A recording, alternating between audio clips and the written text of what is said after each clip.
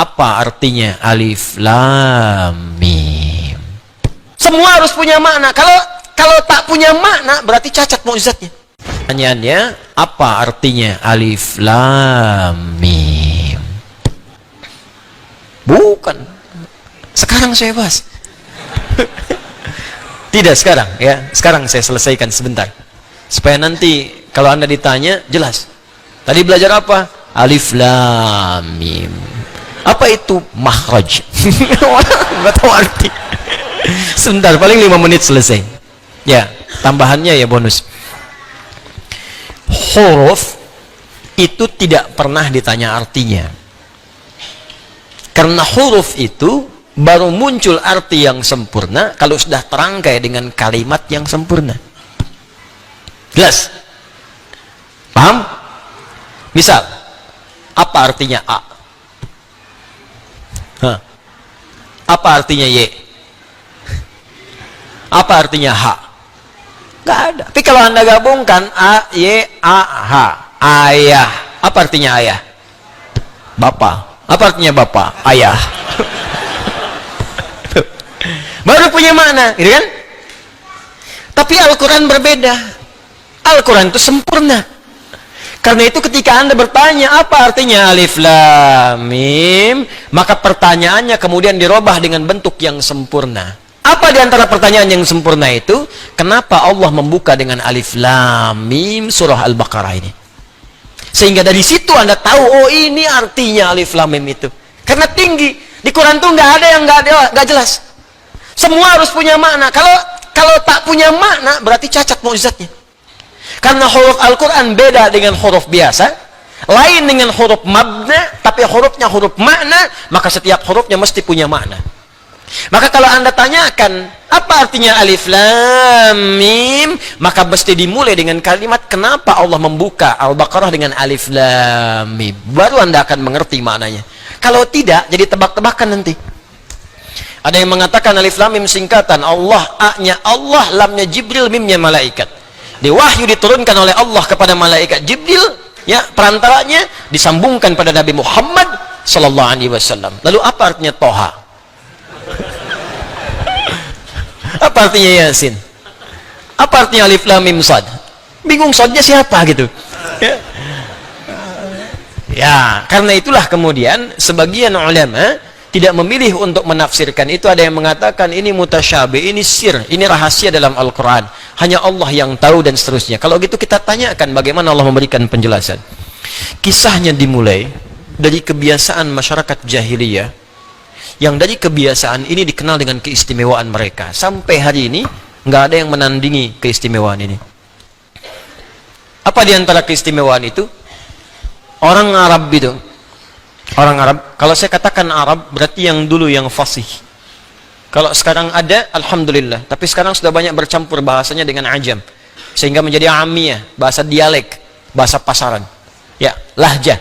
Ini beda. Misalnya gini, kalau bahasa fasih, apa kabar? Kaifa haluk? Apa kabar? Kaifa haluk ya akhi? Bagaimana kabar Anda? Datang Anda kemudian ke Mesir, zayyak hal. Datang ke Syria, ishnunak. Datang ke Libya, sinjo. Tuh, sinjo. Sin soal pertanyaan, jo. Apa kabar? Itu sudah bahasa daerah. Ya. Hal, kaifa haluk, fasihnya. Nah, orang Arab ini, teman-teman sekalian, punya keistimewaan. Satu, bahasa Arab bahasa yang paling lengkap dari segi pengucapan huruf. Saya belajar bahasa-bahasa yang lain, dari penyebutan macam-macam. Ya, misalnya yang bahasa Inggris kita tahu bersama lah, alfabetnya, grammarnya, macam-macamnya. Ya, bahasa Jepang juga sama, akasatana, hamaya, rawaen, aiwo, eo, kakiku, keko, aiwo, dan seterusnya. Ya, Mandarin, bahasa Prancis, bahasa macam-macam. Tapi nggak ada yang sempurna selain bahasa Arab dari segi pengucapan dari hurufnya. Di huruf bahasa Arab itu meliputi semua tempat keluar huruf. Ada satu yang tidak ditemukan di bahasa-bahasa lain, yaitu huruf do. Ya. Mungkin yang lain ada a sama dengan alif kan? A, I, U ada, di Jepang ada, Arab ada, Inggris ada. How are you, man? Yeah. How are you, brother? How are you, sister? Bisa how are you? Ha, o ada. Ya, wow ada, how. Kau sapi, Ya. Ya, bisa. Ada kan wow kan? Wow ada. Ya, mim ada. My name is Adi. Ya. Have you been? Ha, where have you been? Kemana aja kamu? Ha ada. Ba ada. Di kalau Anda mau cari ba ada, ha, tapi bo. Mana tuh? Bo. Bo. Halo, enggak bisa. Ya. Jepang ada. Ya, ta ada, ra ada, ba ada, TV bahasa Jepangnya terebi. Ya, watashi wa Indonesia no Adi des. Saya Adi dari Indonesia. Wau ada, ta ada, shin ada, watashi wa. Wau ada, shin besar ada semua. Tapi dha enggak ada. Allah, enggak ada. Ya, enggak ada. Ya, saya body, misalnya enggak. Indonesia enggak ada. Silakan cek. Ya, qaf ada. Ya, setiap baja hitam kotaro minami, qaf ta ra mim kotaro. Ya. Hafal saya baca. Ya, ada.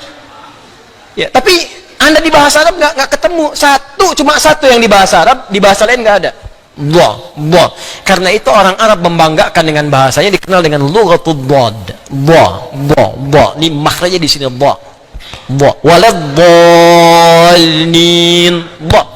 Jadi ketika Allah menurunkan Al-Quran dengan bahasa Arab, bukan sekedar nabinya orang Arab yang memang harus dengan bahasa Arab, kalau enggak bagaimana bisa mengkhitab kaumnya?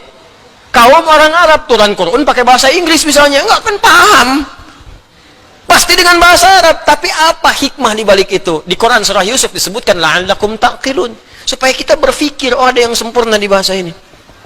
Satu. Yang kedua, bahasa Arab itu punya keistimewaan dan sangat unik. Dia bisa bertahan melewati perkembangan zaman dan tidak pernah mengalami perubahan. Bahasa yang lain ada penyempurnaan, ejaan yang disempurnakan. Makanya kalau ada kitab dituliskan selain dengan bahasa Arab, pasti ada penyempurnaan. Silahkan cek. Saya juga kadang-kadang suka senyum-senyum, ada kitab suci edisi revisi. Anda bayangkan, yang revisi siapa? Ini kalau memang buatan manusia begitu. Tapi kalau Quran, pernah nggak dengar Quran edisi revisi? Nggak ada. Terjemahannya karena bukan Arab, mungkin menyesuaikan. Ini bahasa Arabnya sampai sekarang gitu-gitu aja. Dari Abu Jahal sampai yang sekarang itu sama aja. Alif lam mim, alam nashrah, sampai sekarang nggak berubah saking sempurnanya. Coba kalau diturunkan selain bahasa itu, kebayang ada penyempurnaan. Ulama dengan ubaru beda. Ulama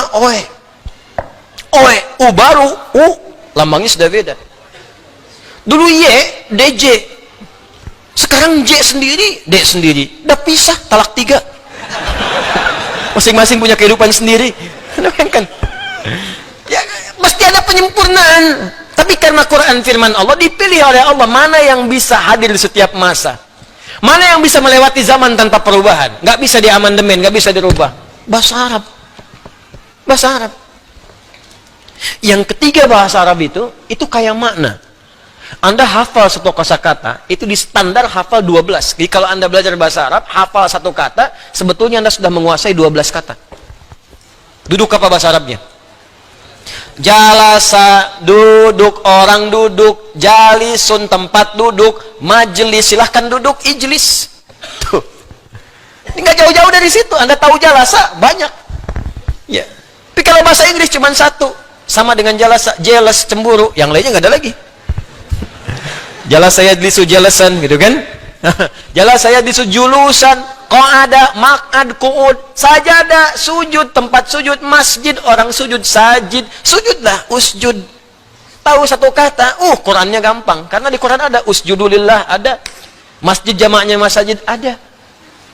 Gampang. Jadi ketika Anda menguasai satu, Anda bisa berkomunikasi dengan orang banyak menggunakan otak atik ya, atau tasrif, atau derivasi dari kata-kata ini, lebih gampang. Ketiga, ya, bahasa Arab itu bahasa yang paling mudah untuk merangkum peristiwa dalam bentuk nazam, urutan-urutan yang bisa senang untuk dinikmati. Makanya orang Arab dulu kalau ingin mengabadikan peristiwa tertentu, mereka nggak nulis karena nggak bisa nulis. Umumnya mereka membuat syair pakai nazam. Rumusnya ada 16, disebut dengan bahar namanya. Anda kalau pengen tahu di zaman jahiliyah 150 tahun sebelum lahir Nabi terjadi apa, lihat syair orang Arab. Makanya Nabi sering mengatakan, dan Umar yang menangkap kalimat ini, belajar bahasa orang Arab itu supaya engkau tahu kondisi mereka pada masa lalu. Saya itu ngejar bahasa Arab, masuk jurusan spesialis bahasa Arab, saking cintanya Al-Quran, pengen tahu bahasa Quran. Dan ternyata setelah dipelajari itu luar biasa, Pak. Dan Quran itu berbeda, strukturnya macam-macam, beda lain. Di misal Imrul Qais itu disebut pujangga, pangeran penyair Arab, Amirus Syu'ara. Lahirnya, hidupnya 150 tahun sebelum lahirnya Nabi. Itu abadi, kalimatnya sampai, karena dia menceritakan setiap yang dilihat. Hobinya, dia menyampaikan puisi dengan baharnya tawil namanya. Rumusnya tawilun lahudunal bukhuri fadailu fa'ulun mafa'ilun fa'ulun mafa'ilu. Kifa nabki min dhikra habibin wa manzili bisaktuli wa bainad dakhuli fahawmali. Imrul Qais pernah lewat di sebuah lembah, ternyata melihat seorang pemuda, karena dia sedang diputus oleh kekasihnya, bengong di pinggir danau. Kifa nabki min dhikra habibin wa manzili. Kamu ngapain sampai bengong mikirin orang, mikirin kekasih, mikirin rumah di sini? Tenang aja, semua berlalu, tapi masa depan masih bisa kita gapai.